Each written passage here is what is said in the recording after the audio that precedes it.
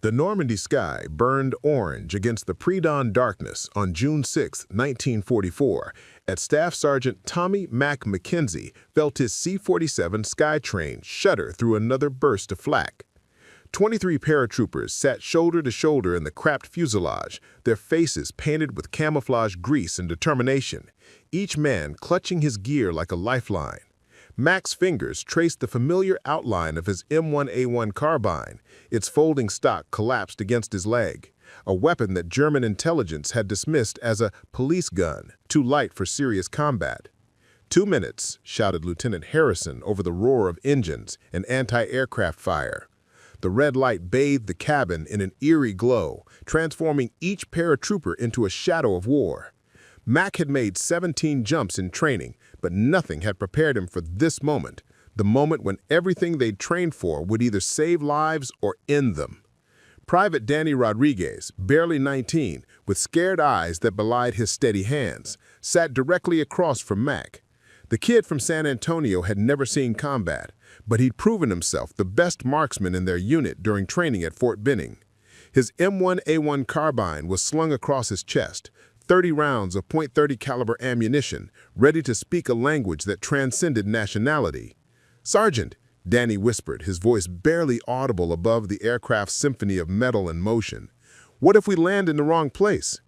Mac's weathered face, marked by 3 years of training and 2 previous combat drops in Italy, cracked into a grin that had reassured countless soldiers. "Then we make the wrong place the right place, Rodriguez. That's what paratroopers do." The M1A1 Carbine had become more than a weapon to Mac. It was a promise. Light enough for airborne operations, accurate enough for precision work, and reliable enough to bet your life on. The German Fallschirmjäger had been jumping with bolt-action rifles and machine pistols, never imagining that American ingenuity would put a semi-automatic rifle in the hands of every paratrooper. Corporal James Quiet Jim Washington from Mississippi sat with his eyes closed, lips moving in silent prayer. His massive hands, scarred from cotton fields and steel mills, cradled his carbine like a sacred object. At 26, he was older than most, having worked factory jobs before the war called him to service. The other men respected his calm demeanor and deadly accuracy. Jim could put 5 shots through a playing card at 50 yards. His M1A1 Carbine had been modified with a scope mount, making him their designated marksman, a role that would prove crucial in the hours ahead. The aircraft bucked violently as another explosion rocked the formation. Through the small windows, tracers painted deadly arcs across the sky, and the distant rumble of naval bombardment reached their ears like thunder from an approaching storm. Mac checked his watch. 0130 hours. They were approaching Drop Zone C, where intelligence suggested light German resistance. What intelligence hadn't told them was that Hauptmann Klaus Weber's 12th Fallschirmjäger Regiment had been repositioned just 48 hours earlier, turning their intended landing area into a carefully prepared killing field. Weber, a veteran of Crete and the Eastern Front, sat in his command bunker 3 kilometers from the drop zone, studying aerial reconnaissance photos by lamplight. His pale blue eyes, dulled by too many battles and too many friends lost, traced the expected American flight paths on his tactical map. "They will come with their Thompson guns and their arrogance," he told his aide, Oberlieutenant Mueller. "Our MG-42s will teach them about German efficiency." What Weber didn't know was that American airborne doctrine had evolved. The M1A1 Carbine represented a revolution in airborne warfare, a weapon that could be accurately fired on full automatic at close range, yet maintain the precision of a rifle at distance. Each paratrooper carried 120 rounds of ammunition, giving them sustained firepower that German commanders hadn't accounted for in their defensive calculations. The carbine's distinctive pop-pop-pop when fired on automatic would soon become a sound that haunted German defensive positions across Europe. "Stand up! Hook up!" Lieutenant Harrison's command snapped every man to attention. 23 paratroopers rose as one, their equipment rattling like armor, each man checking his static line and the man beside him. The ritual had been practiced thousands of times, but never with enemy fighters prowling the darkness and flak bursting close enough to rattle their teeth. Mac felt the familiar weight of his combat load, rifle, Ammunition, grenades, medical supplies, rations, and a prayer book his mother had pressed into his hands at the train station in Chicago. The aircraft's door opened with a mechanical groan, revealing the nightmare landscape of occupied France below. Anti-aircraft fire lit the sky like deadly fireworks, and the silhouettes of other C-47s could be seen scattered across the horizon, some trailing smoke, others disgorging their human cargo into the darkness. The wind whipped through the cabin with hurricane force, carrying the smell of cordite, aviation fuel, and fear sweat. Private Rodriguez gripped his static line with white knuckles, his M1A1 Carbine secured across his chest with a specialized harness that kept the weapon accessible during descent. The carbine's design made it perfect for airborne operations. Its folding stock collapsed to just 25 inches, while its light weight of only 5.5 pounds wouldn't interfere with parachute deployment. German paratroopers typically jumped with only pistols and grenades, retrieving their rifles from weapon containers after landing. This tactical disadvantage would prove costly in the confused fighting that followed most airborne assaults. "Green light! Go! Go! Go!" Harrison's voice cut through the wind as he pushed the first man toward the door. Mac watched his soldiers disappear into the darkness one by one, each man stepping into space with the faith that his parachute would open and his training would carry him through. When his turn came, Mac felt the familiar sensation of falling, the sudden jerk of his parachute opening, and then the peaceful silence of descent, interrupted only by the distant sounds of battle. Below him, the patchwork fields of Normandy spread out like a tactical map brought to life. He could see other paratroopers scattered across the landscape, some landing in open fields, others disappearing into hedgerows and forests. The Allies had deliberately scattered their drops to confuse German defenders, but this tactical decision also meant that small groups of paratroopers would have to fight their way to objectives with limited support.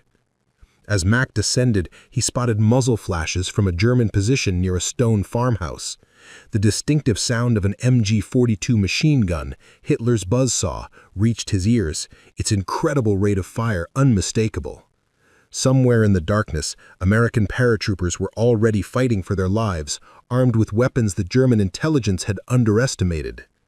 Mac's boots hit Norman soil with a thud that jarred his spine, and he immediately began the practiced ritual of parachute collapse and gear assembly. His M1A1 Carbine came up to firing position as he scanned the darkness for threats. The weapon's selective fire capability, semi-automatic for precision, full automatic for close combat, gave him options that would prove invaluable in the confused night fighting ahead. A whistle call, 3 short bursts reached his ears. Mac recognized the signal and responded with 2 long whistles. Within minutes, he had linked up with Rodriguez, Washington, and along with 4 other paratroopers from scattered aircraft. They were 7 men, each armed with an M1A1 carbine and enough ammunition for a sustained firefight, dropped behind enemy lines with orders to disrupt German communications and hold strategic crossroads until the main invasion force could link up with them. What none of them knew was that Klaus Weber's Fallschirmjäger were already moving through the darkness, confident in their superiority and unprepared for the firepower that American ingenuity had put in the hands of every paratrooper. The stage was set for a confrontation that would reshape both men's understanding of modern warfare, where technological advantage could tip the balance between life and death, victory and defeat. The M1A1 Carbine, dismissed by German intelligence as inadequate for serious combat, was about to prove that in war, the side that adapts fastest often wins. Mac chambered around and clicked his safety off, knowing that dawn would bring a reckoning that would test every assumption both armies had made about airborne warfare. In the pre-dawn darkness of June 6, 1944, the engines of Staff Sergeant Tommy McKenzie's C-47 Skytrain droned with mechanical persistence as they crossed the English Channel toward the Norman coast. Mac pressed his face to the small window, watching the white caps of the Channel waters give way to the darkened coastline of occupied France. Somewhere below, the greatest invasion in human history was unfolding, and he and his men were about to become part of it. The aircraft shuddered as another burst of flak exploded nearby, close enough to rattle their teeth and spray metal fragments against the fuselage. 23 paratroopers sat in two facing rows, their faces painted with camouflage grease that couldn't hide the mix of determination and fear in their eyes. Each man wore the distinctive uniform of the 82nd Airborne Division, jump boots polished to mirror brightness despite the mud they'd soon encounter. Baggy trousers bloused perfectly, and equipment arranged with the precision that separated elite units from ordinary infantry. Mac's weathered hands traced the familiar outline of his M1A1 Carbine, feeling the weapon's compact dimensions and reassuring weight. At 31, he was older than most paratroopers, a veteran of the North African campaign and the Sicily drop who'd seen what happened when good men met bad planning. The carbine represented more than just a weapon to Mac. It was the culmination of American industrial innovation applied to the brutal realities of airborne warfare. The M1A1's development had been driven by the specific needs of paratroopers, soldiers who had to carry everything they needed to fight immediately upon landing. Traditional rifles were too long and unwieldy for airborne operations, while submachine guns lacked the range and stopping power needed for extended combat. The carbine solved this problem with its ingenious folding stock design. Collapsed, it measured just 25.2 inches, making it manageable during parachute operations, while extended, it provided the stability needed for accurate fire out to 300 yards. 30 minutes out, Lieutenant Harrison shouted over the engine noise, his young face trying to project confidence he didn't entirely feel. At 24, Harrison was a college graduate from Minnesota who had volunteered for paratrooper training because he believed elite units would see the war's end sooner. He'd learned the harsh truth during training. Elite units saw the war's worst fighting, but they also got the best equipment and training to survive it. Private Danny Rodriguez sat directly across from Mac, his M1A1 cradled in his lap like a talisman. The 19-year-old from San Antonio had lied about his age to enlist, driven by a combination of patriotism and the desire to prove himself worthy of the uniform. His small hands, perfect for delicate mechanical work, had made the company's best armorer. Rodriguez could strip and reassemble an M1A1 blindfolded in under 3 minutes, a skill that had saved lives when weapons jammed in the mud and chaos of combat. "Sergeant," Rodriguez whispered, leaning forward so his voice wouldn't carry to the other men, "my sister Maria wrote that her boyfriend got drafted into the infantry. Says they're still carrying those old Springfield bolt actions in some units.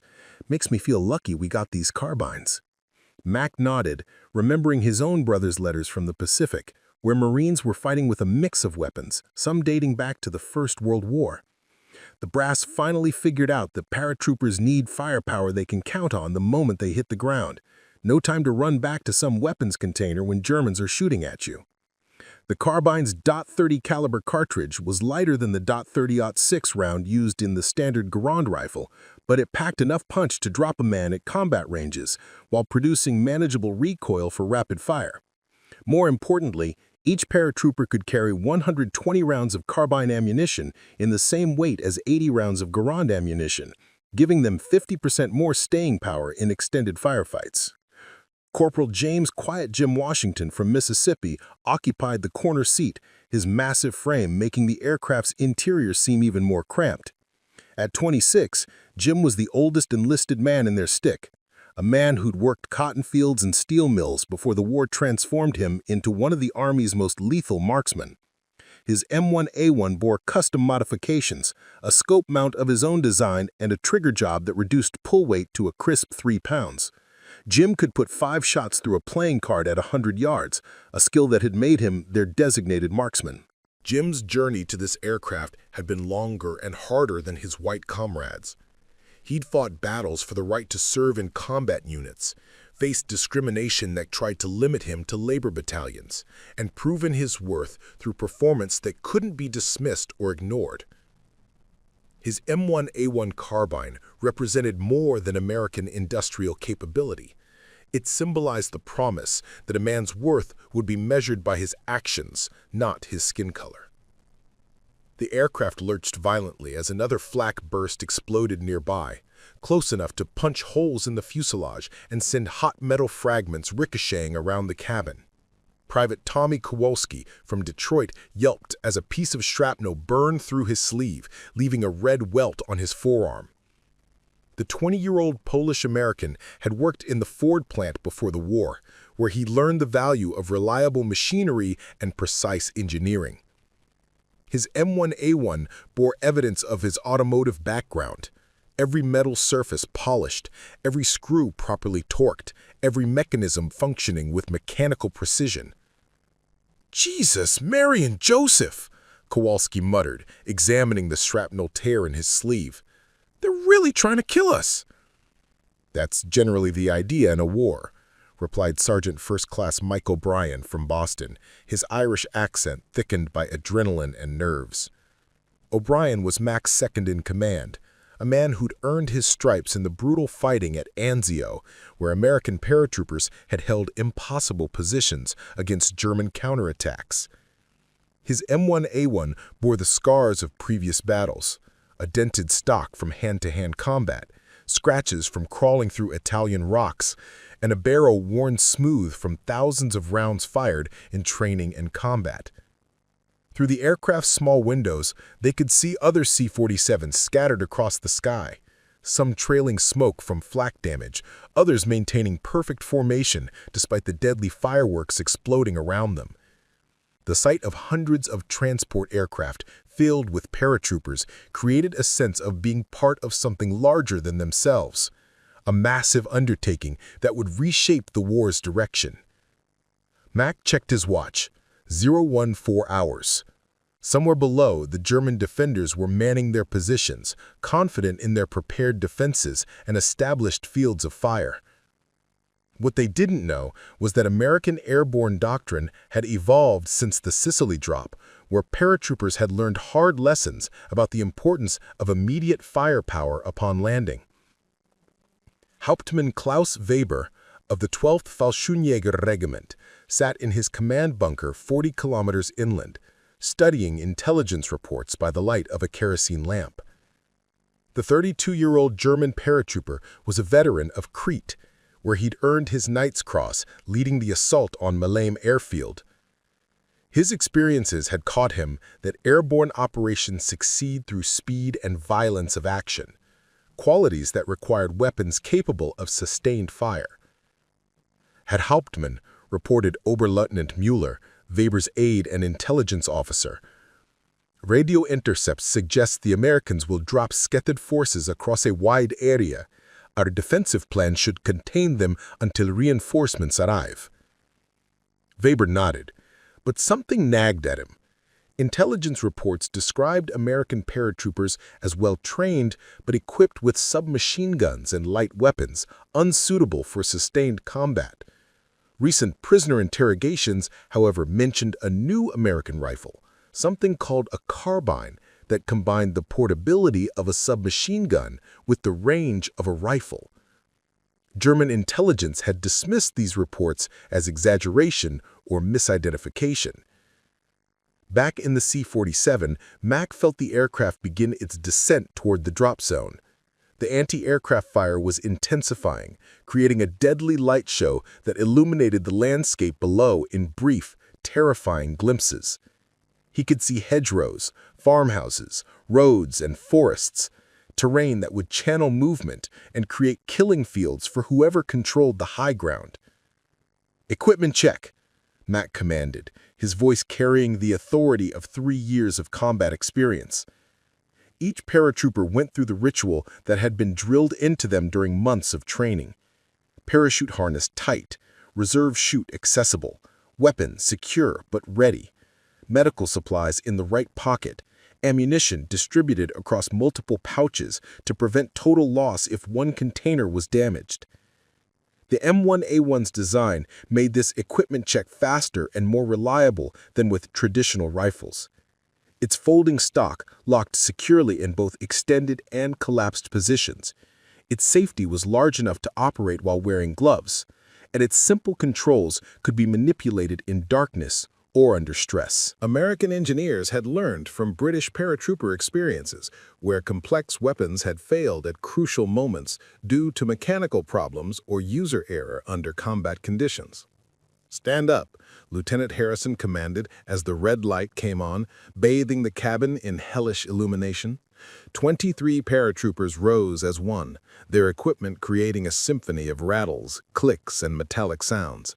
Each man checked his static line, then turned to check the man beside him, a ritual that built unit cohesion while ensuring everyone's gear was properly configured. Mac felt the familiar pre-combat sensation. Time seemed to slow down while his senses became hyper-aware of every detail. He could smell the mixture of aviation fuel, gun oil, and nervous sweat. He could hear individual voices despite the engine noise, feel the aircraft's vibrations through his boots, see every expression on every face despite the dim red lighting. The cargo door opened with a mechanical groan, revealing the nightmare landscape of occupied Normandy. Anti-aircraft tracers streaked across the sky like deadly meteors, punctuated by the orange bursts of flak explosions. Other C-47s were visible as dark silhouettes against the burning sky, some maintaining formation, others trailing smoke or debris. The wind howled through the cabin with hurricane force, bringing the sounds and smells of battle, cordite, burning fuel, and the indescribable scent of war itself. Mac's M1A1 Carbine, secured across his chest with a specially designed airborne harness, felt solid and reassuring despite the chaos around them. In a few minutes, he and his men would be on the ground, scattered across enemy territory, armed with weapons that German defenders had underestimated. The carbine's selective fire capability, semi-automatic for precision shooting, full automatic for close combat, would give them tactical flexibility that could mean the difference between mission success and catastrophic failure. "Green light! Go! Go! Go!" Harrison's voice cut through wind and engine noise as he pushed the first man toward the door. Mac watched his soldiers disappear into darkness one by one, each man stepping into space with faith in his training and equipment. When Rodriguez reached the door, he turned back for one last look at Mac, his young face set with determination that transformed him from a boy into a warrior. Mac was the last man out, following the tradition that leaders take care of their men first. As he approached the door, he felt the aircraft shudder from another flak burst, close enough to send hot fragments past his face. He gripped his static line, checked his carbine one final time, and stepped into the Normandy sky, beginning a descent that would test everything the American war machine had learned about airborne warfare. The question that would be answered in the hours ahead was simple. Could American industrial innovation and tactical doctrine overcome German experience and defensive preparation? The M1A1 Carbine, carried by every paratrooper in that aircraft, represented America's answer to that question. Staff Sergeant Tommy McKenzie had never intended to become a killer. Growing up in Chicago's South Side during the depths of the Depression, he'd learned to fight with his fists when neighborhood kids tried to take his lunch money, but the idea of ending another human being's life had seemed as foreign as flying to the moon. His father, Patrick McKenzie, worked the rail yards when there was work to be had, coming home each night with hands blackened by coal dust and stories about the old country that seemed more like fairy tales than family history. The McKenzie family lived in a two-room apartment above Flanagan's Grocery, where Tommy swept floors after school for 15 cents a week and all the stale bread he could carry home. His mother, Catherine, took in laundry from the wealthy families on the north side, her red hands constantly moving, washing, wringing, folding, mending. She'd been the one to teach Tommy that a man's worth wasn't measured by what he owned, but by what he was willing to sacrifice for others. "Tommy boy," she'd said on the day he enlisted, her Irish accent still thick after 20 years in America, "there's darkness in this world that needs standing against. You've got good hands and a good heart. Use both when the time comes." She'd pressed her late father's prayer book into her palm, its leather cover worn smooth by decades of worried fingers. "And remember that coming home is just as important as going." Now, suspended beneath his parachute canopy in the pre-dawn darkness over Normandy, Mac could almost hear his mother's voice carried on the wind. The M1A1 Carbine strapped across his chest felt both familiar and alien. Familiar because he'd trained with it for countless hours. Alien because tonight it would likely take human lives for the first time. The weapon's compact dimensions and reliable mechanism represented 3 years of American industrial development. But to Mac, it was simply the tool that might keep him alive long enough to see Catherine McKenzie again. The ground rushed up faster than expected, and Mac hit the Norman soil with a jarring impact that sent shockwaves through his spine and knees. Years of training kicked in automatically. Collapse the parachute, secure the weapon, scan for immediate threats, establish position. The M1A1's folding stock snapped into extended position with a satisfying click, transforming the compact jumping configuration into a full-sized combat rifle in less than 3 seconds. The darkness was alive with sounds that no training exercise had prepared him for. Distant machine gun fire created a rhythm like an industrial sewing machine running at impossible speed, the MG-42s that German soldiers called Hitler's buzzsaw. Closer, much closer, he could hear the distinctive crack of rifle fire, the deeper thump of grenades, and something that made his blood run cold. American voices calling for medics. Mac's compass reading showed he'd landed approximately 800 yards southwest of the intended drop zone, in what appeared to be a small apple orchard. The trees provided concealment but limited fields of fire, and he could hear movement in the darkness that might be friendly forces or German patrols.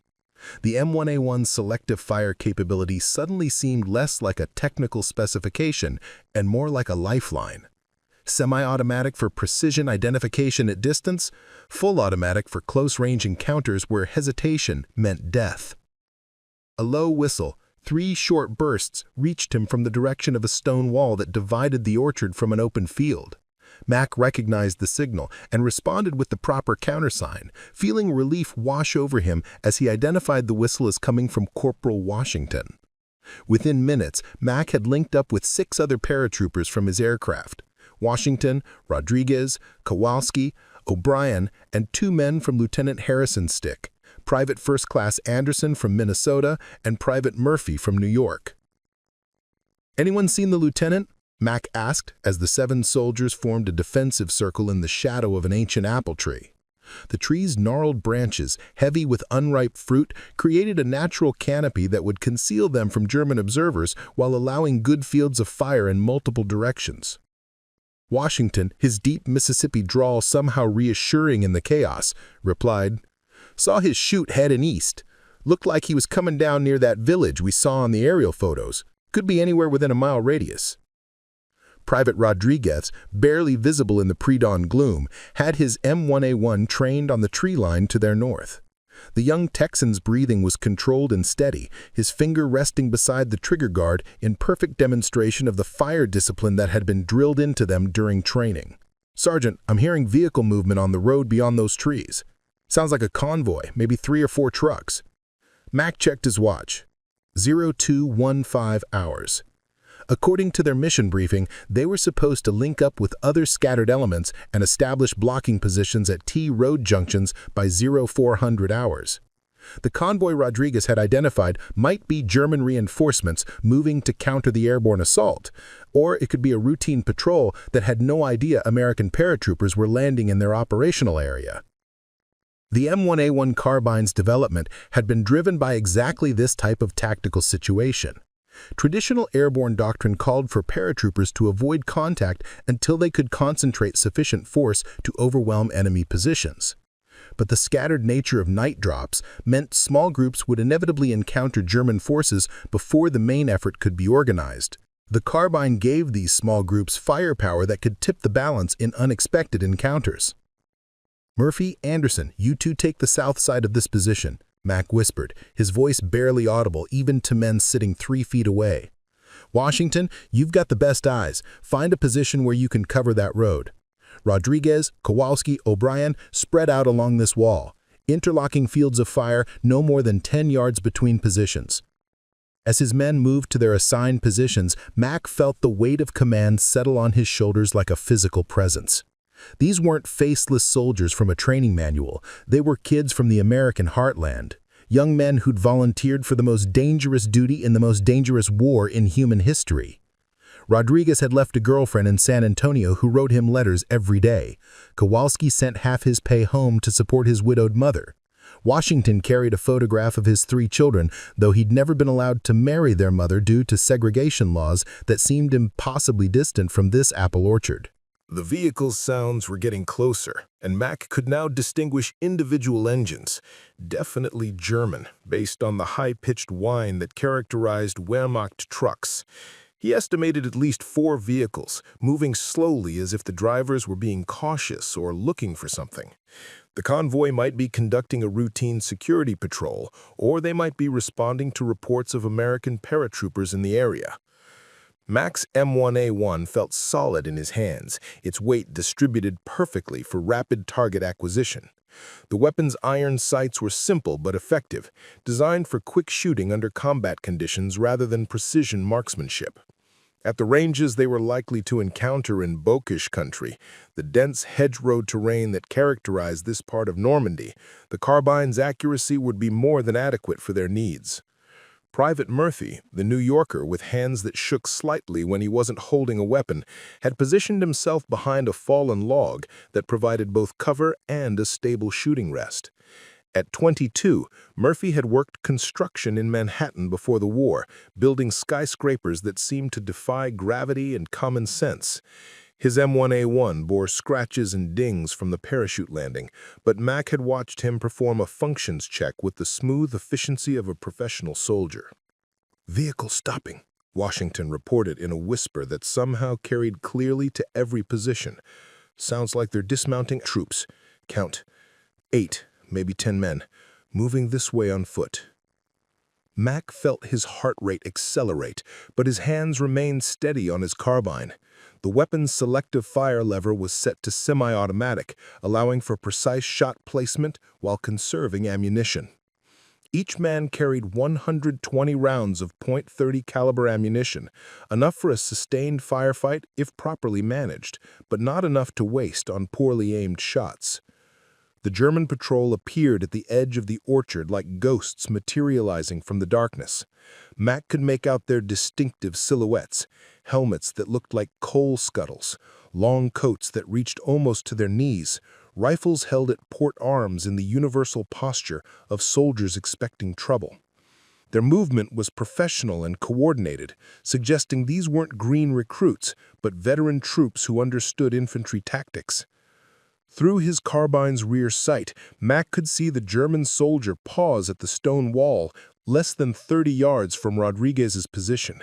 The German was scanning the orchard methodically, his rifle, it looked like a Kar 98K, moving in small arcs as he searched for signs of enemy presence. Mack's finger moved from the trigger guard to the trigger itself, taking up the slack in the mechanism while keeping the pressure just below the point where the rifle would fire. The waiting was the hardest part. Every instinct screamed at Mack to open fire immediately, to eliminate the threat before it could develop into something worse. But his training held him in check. Wait for the enemy to commit. Wait for optimal target presentation.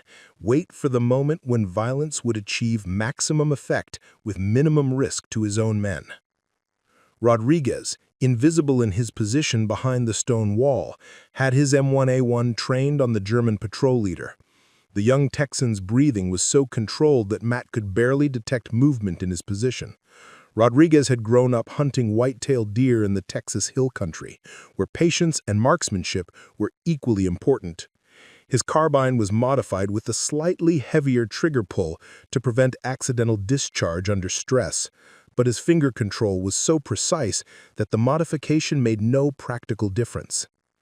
The German patrol continued into the orchard, their movement patterns suggesting they were conducting a deliberate search rather than simply passing through the area. Mack counted 9 soldiers, all carrying rifles except for one man who appeared to have a submachine gun, probably an MP40.